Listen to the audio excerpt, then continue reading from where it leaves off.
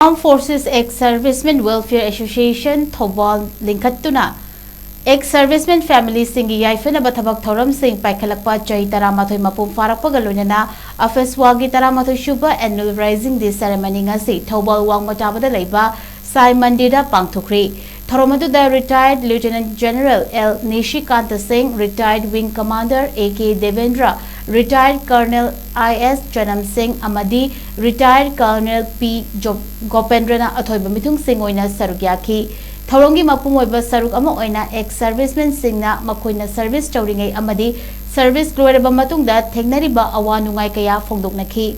Thorougham wangangladuna retired Lieutenant General L. Nishikanta Singh na haikibada ngasi manipur ex-servicemen singna thengnariba khudong chadaba kayabu faganaba wafong kaya phongdokpaga loinana manipur gi youth kayabu army ki profession da changbada khudong chananaba atai state kumna lamdam asida su army recruitment center ama hangduknaba kanna honari haiba wafam sing phongdokhi.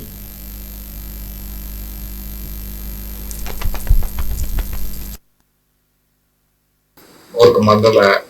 आई की तरफ से point अनी खतनी है point नहीं कर हमने यहाँ हम लोग पॉइंट कोई सीधा रिक्रूटमेंट सेंटर में ऐसी पॉइंट जे गवर्नर जॉइंट खाने के मिनिस्टर खाने एक सर्विसमैन की डाटा यंगी रहती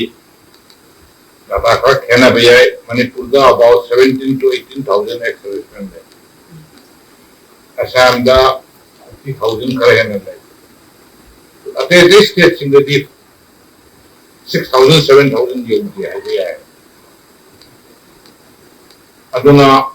अदुबु नॉर्थ ईस्टर्न recruitment center से करूँ गए including donor recruitment center